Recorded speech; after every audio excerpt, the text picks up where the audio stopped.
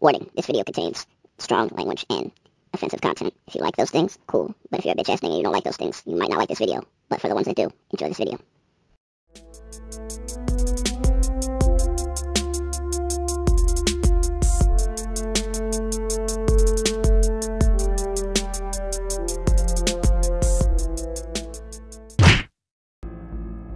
You're this perp back with another video, and man, 100 episodes. This is the 100th episode of American Horror Story, but also this is my review of American Horror Story 1984, episode 6. Man, what a journey. And make sure you hit that like button, hit that subscribe button if you're new and this is your first time checking me out. Also, follow me on Twitter at perpminded420. With all that being said, let's get right into this episode. So, we jump a year forward and we get caught up with the Night Stalker and Mr. Jingles. And, you know, the Night Stalker's pretty much just going on a killing spree, while Mr. Jingles is pretty much the driver, the sidekick, and he's kind of just tired of it, and he tells the Night Stalker like he just wants out. And the Night Stalker tells him, no, you gave your soul to Satan, so you're pretty much fucked. So the Night Stalker and, you know, Mr. Jingles are just they stop at the store, and Mr. Jingles gets an idea to kind of frame him, not frame him, but, you know, get away from him. And you have this mob of people that point him out and just beat the shit out of him, and he's able to drive off, but we'll get back to that.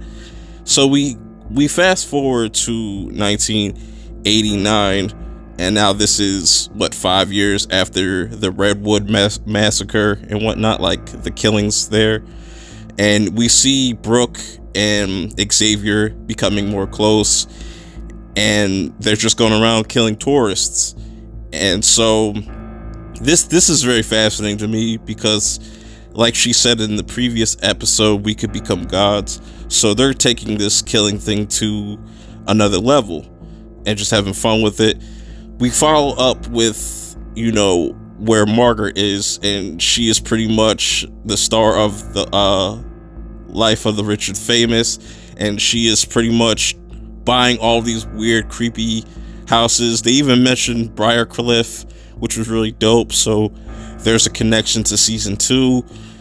Trevor is alive, which I find fascinating that he survived that. I thought he died back at the camp, and they explain this in a flashback back in 1985 that, you know, Trevor tries to blackmail Margaret, saying, I will expose you to the whole world, and she pretty much tells her, like, I will pretty much spare you, but you have to work under me for the rest of your life, pretty much, and be my husband.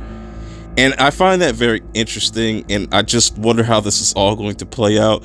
Then we catch up with Brooke, and we find out that she is on death row and is getting ready to get a lethal injection, and she also notices that the Night Stalker is also locked up there too. Meanwhile, back at the camp, Xavier and Montana are just going insane and just killing people, and Ray's trying to stop them, and he feels like there's a reason why they're there, and there's a possible way that they can get out. Who knows? Back at Brooke's cell, the Night Stalker does this like Jedi mind track. This is like straight out of The Last Jedi, where he's just talking to Brooke like, give up your soul to Satan and I could save you, pretty much. And that doesn't really work, and I really feel bad for Brooke in this situation because she is innocent, and, you know, this is all Margaret's fault, and, you know, she's just trying to get away from this, but she doesn't accept the Night Stalker's offer to, you know, join him.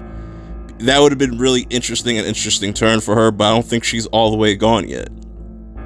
Meanwhile, back with Margaret, we get a familiar face back in the American Horror Story world.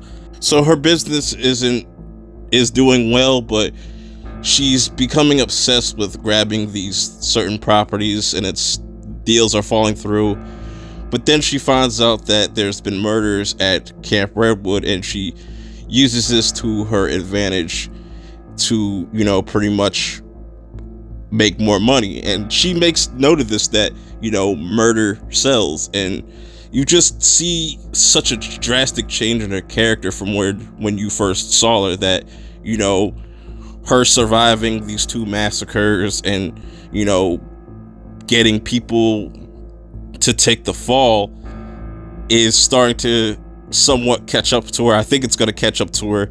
You know, back at Camp Redwood, she makes this press conference, and we see that Chet is pretty much dead, and he wants revenge. And I feel like they kind of teased what's going to happen with Margaret at the end of this, that everybody's going to have to come together to take out Margaret, or in some fashion. We catch up with Mr. Jangles, and he's out there living in Alaska. I think it's Alaska. Correct me if I'm wrong, but he ended up getting with this prostitute. They have a kid. He works at a video store. He just wants to live a normal life, but like the Night Stalker told him in the beginning of this episode, you know, you can't just run from this. You're bound to this till you die. So then we get to a scene where this mystery woman visits the Night Stalker and tells him about this music festival, and I like this scene. You know, he's really obsessed with musicians and just music and stuff, and find it very interesting. But he tries to come up with a plan to escape while Brooke is getting ready to be killed, well, pretty much executed.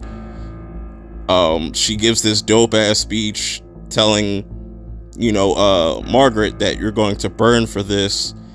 And I can't wait. I feel like the only person that should kill Margaret to get that final kill on Margaret is Brooke.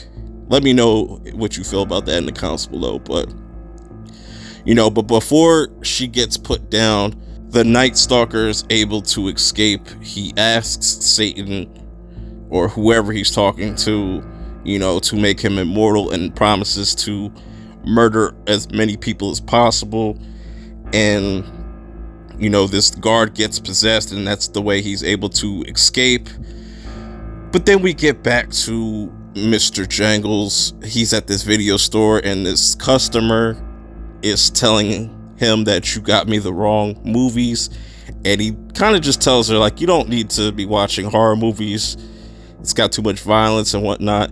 So he heads home and just sees that his wife has been murdered. His kid's been untouched. But that just leads him to go back to Camp Redwood and put back on the Mr. Jangles, you know, outfit, and even has the keys. So he's heading to Redwood. But one character that we didn't see, that we finally get to see at the end of this episode, is Donna. And she is the one to bring back Brooke. And I wonder what they have planned for her character. This is going to be really interesting. I think this was a dope 100th episode. But what do you guys think about this episode as a whole? Was it good? Was it meh? Like, keep it real. Be honest. I think this was a solid episode. I think this season has been amazing. It's been fun. It's been one hell of a thrill ride. Very different take on just slashers and just serial killers in general. Also, let me know what your favorite season was so far, and what was your favorite episode from that season. Let me know in the comments below. But until next week, I think we have like 3 more episodes, so things are definitely going to get crazy. I can't wait to the season finale to see how all this plays out. But until next week, I will check y'all out later. Peace.